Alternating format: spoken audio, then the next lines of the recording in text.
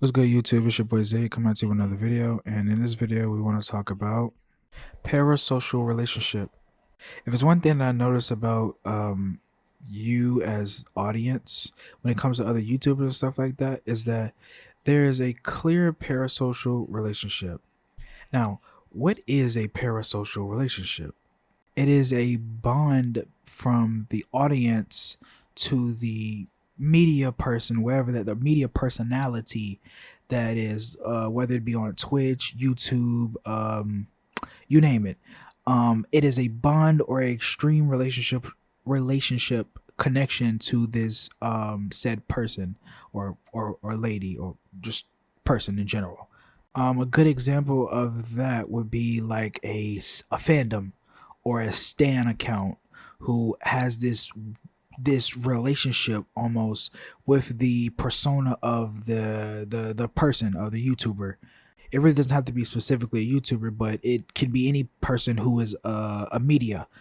This relationship is a very not complicated one. It's a very one-sided relationship because the audience or the person who's looking at the creator, you feel as if you know the creator, and this is like a literally me type of person. Like, he understands how I feel, he understands who I am as a person, and this, if taken to an extreme and you become like a stan account or a fandom, um anyone who essentially is the person critiquing whoever that may be, the social media persona, you find a way to antagonize them. Some people actually end up actually doxing them or leaking personal information about them, and again, it's a very dangerous thing. It's not healthy, and this is running rampant in today's culture and society when it comes to social media people, audiences to social media personas. I think that it's okay to have a favorite creator or like someone really strongly and feel as if you have a bond, because that's what the creator is meant to do. That's what the social media persona is meant to do, create a bond to the person. However, it is not meant to for it to get a toxic type of thing where the fandom or the person, well, the audience becomes a fandom or a stan account where they just completely idolize the person and pretty much attack anyone who goes against them, and again leak personal information or put people in harm's way. It's very dangerous. Creators very much dislike this, don't agree with this, and this is very looked down upon as far as the creator space. Just look at a Twitch streamer, specifically a girl Twitch streamer, and they're simps. They're simps. If you dare even say anything about the content creator, the girl content creator on Twitch, you would get met with the biggest backlash I've ever seen in my life. Um, or again, look at a dream stan. These are the exact same people who would literally just try to dox you just for speaking against something or finding, say you say his content is basic.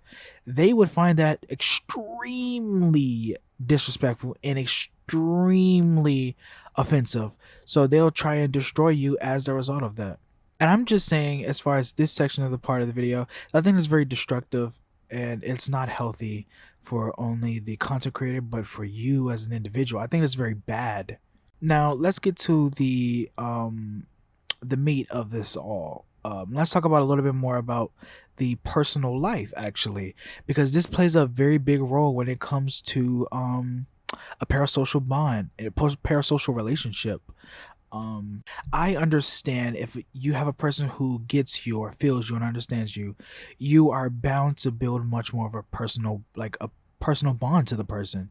So you understand, since they understand you. Like, however, what I'm starting to notice when it comes to the creator space, and this is just from YouTubers who talk about these like stories of fans who come up to them, like not even giving them privacy or anything like that. Like, they don't treat them as a human being, they treat them as the persona that they see online.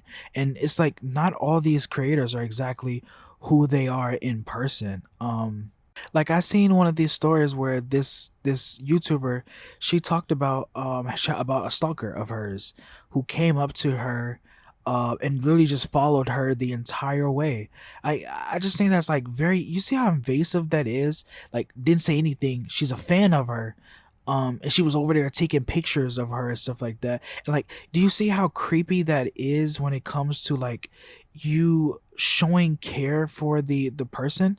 And the craziest thing is that sometimes this is the smallest group, but it seems or appears as if this is the large amount of the audience or the crowd for the media person. And it's this very invasive behavior that is very dangerous for the creator, because they feel as if they don't have the ability to essentially just be human, because their space is constantly being bombarded into, and they're constantly getting pictures taken to, they're constantly getting pictures taken of, without any consent or anything like that. And of course, you know, on one hand, the argument most likely would be, well, you're on the internet, so you kind of have to be able to deal with that. And yes, that is true. You are on the internet, so you should expect a level of attention on you, because that's essentially what you are doing, getting attention. But however, just because you are a YouTuber or a content creator or media person does not mean that you as the fan deserves to just flat out invade their privacy and invite yourself into their space every single time, or just people in general. Like, it's not a good thing at all. Like, I think you have to understand that this person does not know you. They've never seen you before.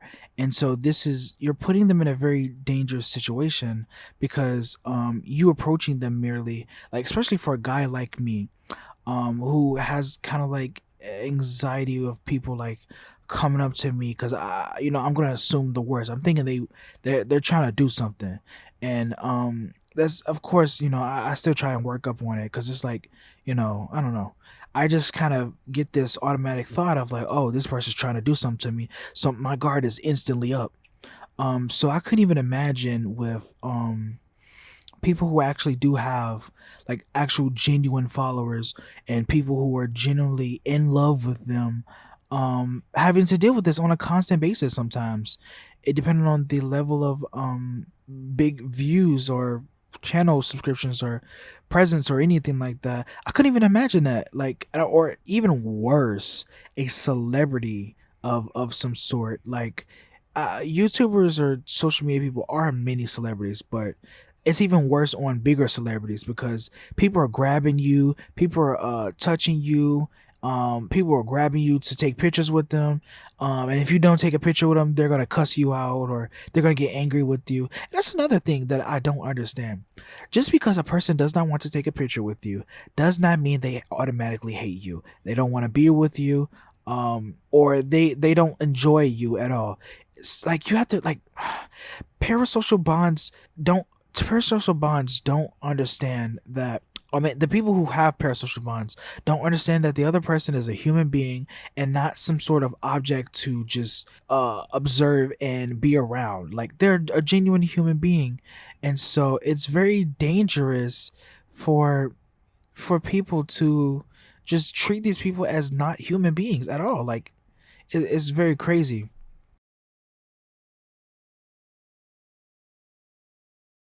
And so I just think that, say example, if say you run up on the wrong YouTuber, right? You coming up there and you come there all excited, you're grabbing them and stuff like that, and then all of a sudden they pull a, you know what, out on you, and then you accidentally almost get yourself in a very dangerous situation, or by potentially losing, this yourself, if you get what I'm trying to say. Like, I think that I mean, it's okay if it's not. What I'm not gonna say is that you can't approach your YouTuber or a social media person. However, I am saying that there you do have to take a level of caution, because the person doesn't know you, but you know something about them, to an extent. You know them to an extent. So you have to be mindful of that at all costs, because again, they don't know you. but you know about them. And since you're coming up to them trying to talk to them, they don't know what you're going to talk about. Because I've seen people sometimes just come up to a random person and say, uh, put the phone in their face and just say, absolutely hate you. I can't stand you. I don't like your content. I don't like nothing about you.